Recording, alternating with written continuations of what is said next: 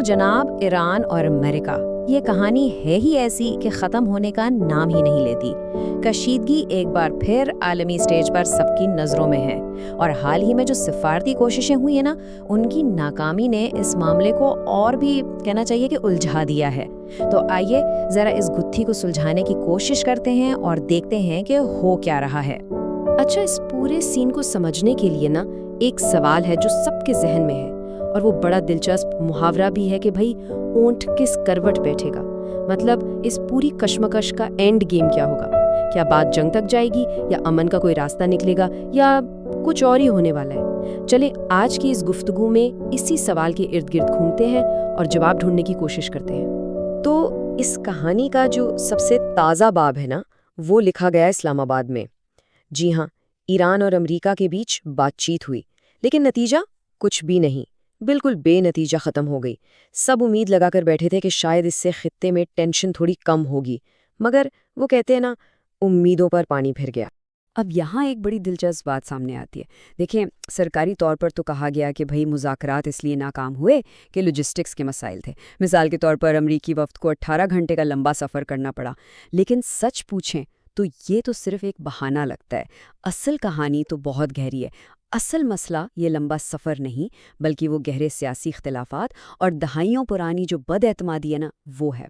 دیکھیں، یہ سمجھنا بہت ضروری ہے کہ یہ جو لڑائی ہے نا، یہ کوئی آج کی بات نہیں ہے۔ ارے نہیں، یہ تو دہائیوں پرانی کہانی ہے، جس میں بد اعتمادی ہے، اقتصادی پابندیاں ہیں، اور مشرق وسطیٰ میں اپنا اثر بڑھانے کی ایک مسلسل جنگ ہے۔ تو آج جو کچھ ہم دیکھ رہے ہیں، وہ دراصل اسی لمبی تاریخ کا ایک اور کہہ لیں کہ ایک نیا چیپٹر ہے۔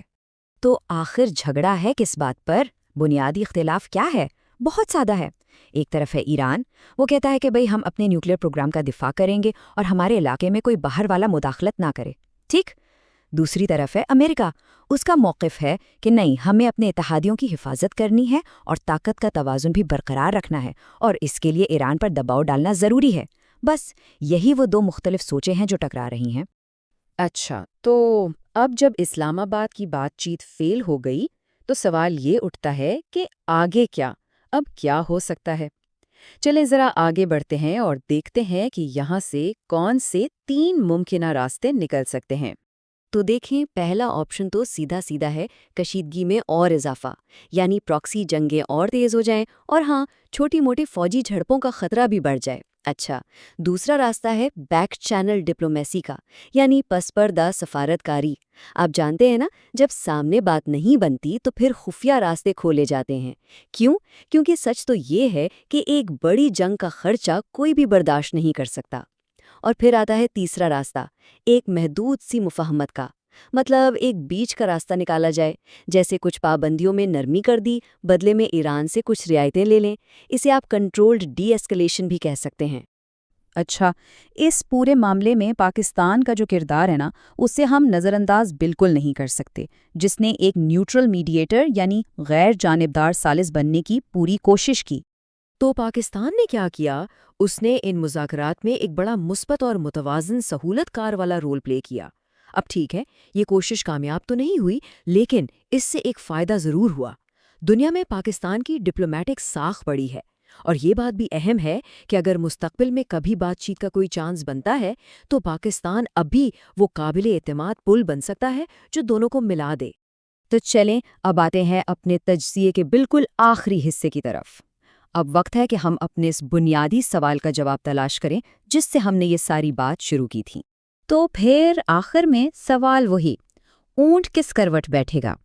اور جواب بڑا دلچسپ ہے۔ وہ یہ ہے کہ اونٹ فی الحال کسی ایک کروٹ بیٹھ ہی نہیں رہا، بلکہ بیچ میدان کھڑا ہے۔ کیا خوبصورت استعارہ ہے یہ، جو آج کی حقیقت کو بالکل صحیح طریقے سے بیان کرتا ہے۔ تو اس کا مطلب کیا ہوا؟ اس کا مطلب یہ ہے کہ صورتحال نہ جنگ نہ امن والی ہے، ایک ایسا سٹیل میٹ، ایک ایسا تعطل جہاں کوئی بھی پارٹی سیدھی ٹکر نہیں چاہتی لیکن پیچھے ہٹنے کو بھی تیار نہیں، دباؤ ڈالنے کی پالیسی بھی چل رہی ہے، اور ہر کوئی اپنا اگلا قدم بہت بہت سوچ سمجھ کر اٹھا رہا ہے۔ اور دیکھیں، یہ معاملہ صرف ایران اور امریکہ کا نہیں ہے، نہیں، یہ تو پوری عالمی برادری کے لیے سوچنے کا مقام ہے، کیونکہ اس تعطل کے جو اثرات ہیں نا وہ پورے خطے پر بلکہ پوری دنیا کے استحکام پر پڑ سکتے ہیں۔ تو یہ ساری صورتحال ہمیں ایک آخری اور بہت اہم سوال پر لا کر کھڑا کر دیتی ہے کہ کیا یہ خاموشی، یہ تعطل کسی بڑے طوفان سے پہلے کا سکوت ہے؟ کیا یہ کسی بڑے بحران کا پیش خیمہ تو نہیں؟ کیونکہ ایک بات تو صاف ہے، اگر سنجیدہ سفارتی کوششیں دوبارہ سے شروع نہ ہوئیں تو آگے کا راستہ بہت غیر یقینی ہے۔